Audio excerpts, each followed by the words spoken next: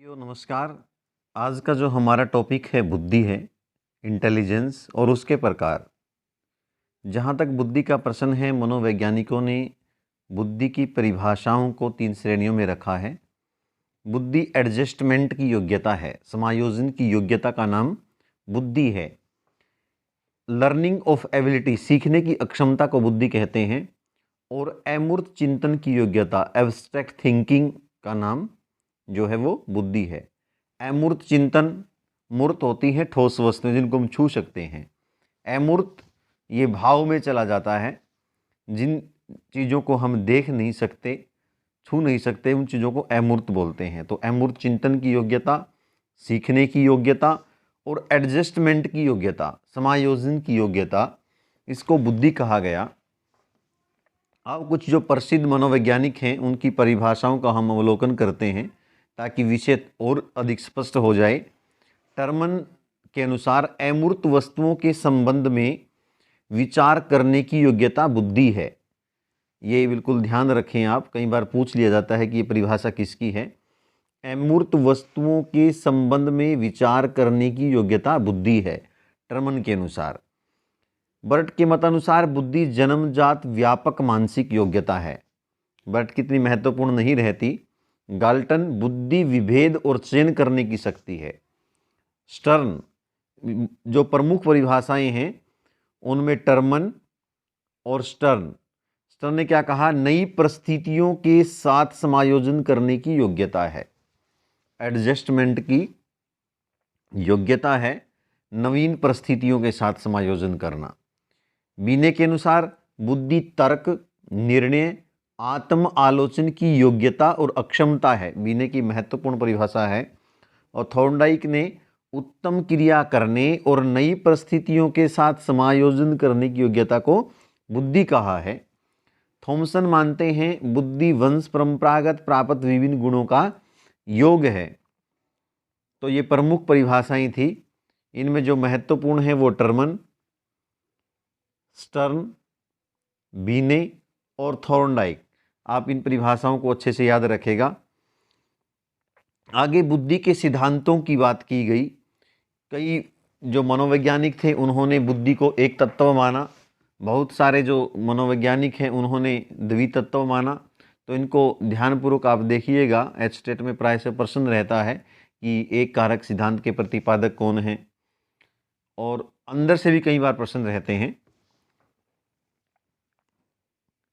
तो जो एक कारक सिद्धांत है बुद्धि का, उसके जो प्रतिपादक हैं वो अल्फ्रेड बिने हैं जो अमेरिका से हैं, और टर्मन था स्टर्न इसके समर्थक हैं।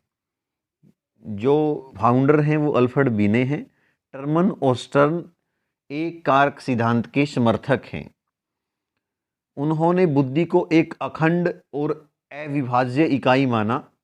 इस सिद्धांत के अनुसार व्यक्ति विभिन्न मानसिक योग्यताओं का एक इकाई के रूप में कार्य करती हैं। एक व्यक्ति के अंदर अनेक प्रकार की मानसिक योग्यताएं होती हैं जो एक अखंड एक इकाई के रूप में कार्य करते हैं। यदि कोई व्यक्ति एक विशेष क्षेत्र में निपुण है तो उस प्रकार की योग्यताओं की उसमें अधिकता होती है, तो वह अन्य क्षेत्रों में भी निपुण रहेगा। विभिन्न परीक्षाओं द्वारा यह मत असत्य सिद्ध हो गया है, झूठा सिद्ध हो गया है। तो ध्यान रखें, एक कारक सिद्धांत के जो प्रतिपादक हैं वो अल्फ्रेड बिने हैं। टर्मन और स्टर्न इसके समर्थक हैं। उन्होंने, अल्फ्रेड बिने, टर्मन और स्टर्न ने बुद्धि को एक अखंड इकाई माना है, एक इकाई माना है। यदि व्यक्ति एक क्षेत्र में कुशल है तो वह अन्य क्षेत्र में भी कुशल होगा। अग्रिम जो सिद्धांत है वो द्विकारक सिद्धांत है। इसके जो प्रतिपादक हैं वो ब्रिटेन के स्पीयरमैन हैं। इनके अनुसार बुद्धि 2 कारक हैं। एक जी फैक्टर इन्होंने माना और एक एस फैक्टर। जी फैक्टर का मतलब जनरल अर्थात सामान्य बुद्धि, और एस फैक्टर का मतलब स्पेसिफिक अर्थात विशिष्ट बुद्धि। जो जनरल बुद्धि है वो जन्मजात होती है और सभी में पाई जाती है, और जो स्पेशल फैक्टर है, जो विशिष्ट कारक है, यह अर्जित बुद्धि भी कहते हैं। इसका अर्जन होता है। जो व्यक्ति किसी खास कार्य में निपुण है तो उसमें जो स्पेसिक फैक्टर है उसकी अधिकता होती है। तो इन्होंने एक कारक सिद्धांत का खंडन किया और बुद्धि के दो फैक्टर माने, एक जनरल फैक्टर और एक स्पेसिफिक फैक्टर, एक सामान्य बुद्धि, एक विशिष्ट बुद्धि। तो सामान्य कारक के बारे में ये कुछ बता रहे हैं, आप ध्यानपूर्वक देखिएगा। सामान्य कारण से उनका तात्पर्य है कि सभी व्यक्तियों में कार्य करने की एक सामान्य योग्यता होती है, अतः प्रत्येक व्यक्ति कुछ सीमा तक प्रत्येक कार्य कर सकता है, और जो सामान्य बुद्धि है वो व्यक्ति में जन्मजात होती है। जी फैक्टर की कुछ विशेषताएं देखते हैं जो उन्होंने बताई हैं। स्पीरमैन ने जी कारक को मानसिक ऊर्जा कहा, अर्थात सभी मानसिक कार्य के लिए जी कारक अनिवार्य है, इसकी मात्रा अलग अलग व्यक्तियों में अलग अलग होती है। अर्थात जो जी जनरल बुद्धि है वो सभी में पाई जाती है। यह कारक व्यक्ति में जन्मजात होता है और यह व्यक्ति में सदैव एक सा रहता है। इस प्रशिक्षण का इस पर कोई प्रभाव नहीं पड़ता। यदि हम ट्रेनिंग दें किसी को तो उसकी सामान्य बुद्धि पर उसका कोई असर नहीं पड़ता। अग्रिम जो है, प्रत्येक व्यक्ति में जी फैक्टर की मात्रा जो है वो अलग अलग होती है, परंतु निश्चित मात्रा होती है, अर्थात किसी में मानसिक क्षमता अधिक है तो किसी में कम हो सकती है।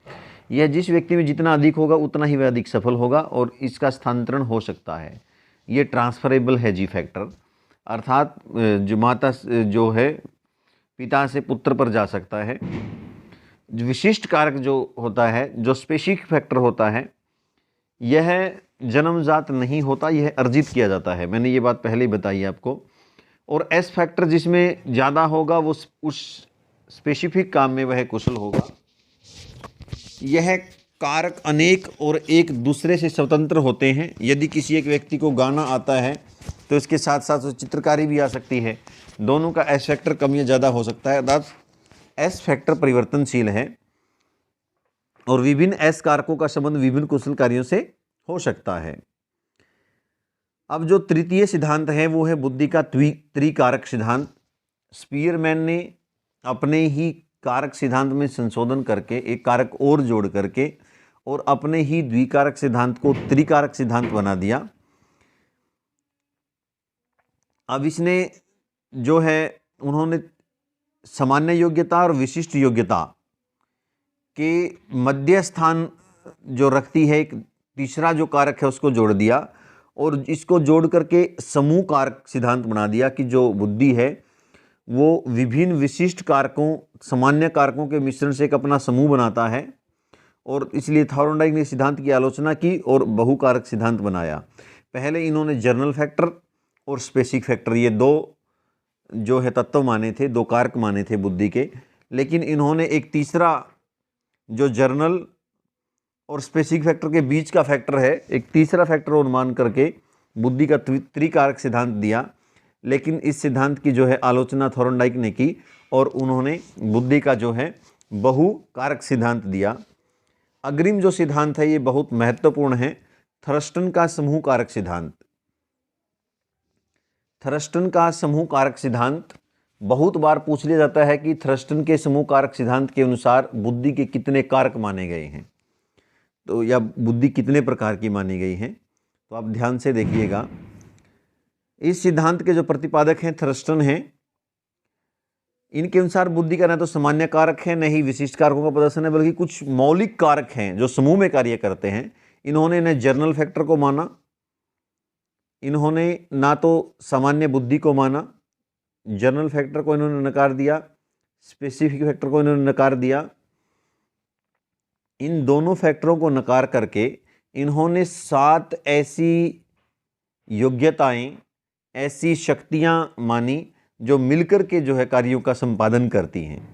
अब उनको ध्यानपूर्वक हम देखते हैं। शाब्दिक योग्यता, वर्बल एबिलिटी, प्रत्यक्षीकरण की योग्यता, दैशिक योग्यता, आंकिक योग्यता, स्मृति शक्ति, शब्द प्रवाह और तर्क शक्ति। परीक्षा में अनेक बार ये पूछ लिया जाता है कि जो वो शक्तियां हैं, जो 7 जो कारक जो माने हैं वो कौन कौन से हैं। तो आपने शाब्दिक योग्यता, प्रत्यक्षीकरण की योग्यता, दैशिक योग्यता, आंकिक योग्यता, स्मृति शक्ति, शब्द प्रवाह और तर्क शक्ति, इनको याद रखना है और ये ध्यान रखना है कि जो समूह कारक सिद्धांत है वह थर्स्टन ने दिया और जो 7 प्रकार के जो कारक बताए हैं वो कौन कौन से हैं, जो 7 प्रकार के कारक मिलकर के समूह कारक सिद्धांत का निर्माण करते हैं। अन्य कुछ जो सिद्धांत हैं वो हैं, उनका भी आपने अवलोकन अवश्य करना है। वीडियो ज़्यादा लंबी हो गई, इसलिए बुद्धि जो परीक्षण है उनकी चर्चा अग्रिम वीडियो में करेंगे। एक खंड का सिद्धांत दिया बिनेट और टर्मन ने। उन्होंने बुद्धि को एक अखंड और अविभाज्य इकाई माना। उनका मत है व्यक्ति की विभिन्न मानसिक योग्यताएं इकाई के रूप में कार्य करती हैं। द्विखंड का सिद्धांत स्पीयरमैन ने दिया, आपने पढ़ भी लिया। तीन खंड का फिर स्पीयरमैन ने उसी में संशोधन कर दिया। बहुखंड का स्पीयरमैन के बुद्धि सिद्धांत पर आगे कार्य करके गिलफोर्ड ने दिया बहुखंड का सिद्धांत। ये रिवाइज करने के लिए मैंने स्लाइड जोड़ी है। मात्रा सिद्धांत, इस सिद्धांत का प्रतिपादक थॉर्नडाइक है। इनका मत है कि मस्तिष्क का गुण स्नायु तंतुओं की मात्रा पर निर्भर करता है। वर्ग घटक सिद्धांत, जी थॉम्सन ने बुद्धि के अनेक विशिष्ट योग्यताओं तथा विशेषताओं का समूह माना। एक ही वर्ग में अनेक प्रकार की विशेषताएं होती हैं। और कर्मिक महत्व का सिद्धांत, ये बर्ट और टर्मन ने मानसिक योग्यताओं को कर्मानुसार महत्व दिया। और यह कर्म इस प्रकार है: सामान्य, समण चिंतन, तर्क कल्पना और विशेष मानसिक योग्यता। तो साथियों, आशा है कि जो है आपको वीडियो अच्छा लगा होगा। अच्छा लगा या बुरा लगा मुझे कमेंट करके अवश्य बताएं। और यदि अच्छा लगा तो चैनल को सब्सक्राइब करें और वीडियो को शेयर करें, ताकि जो मेरा उत्साह है वो बना रहे। धन्यवाद।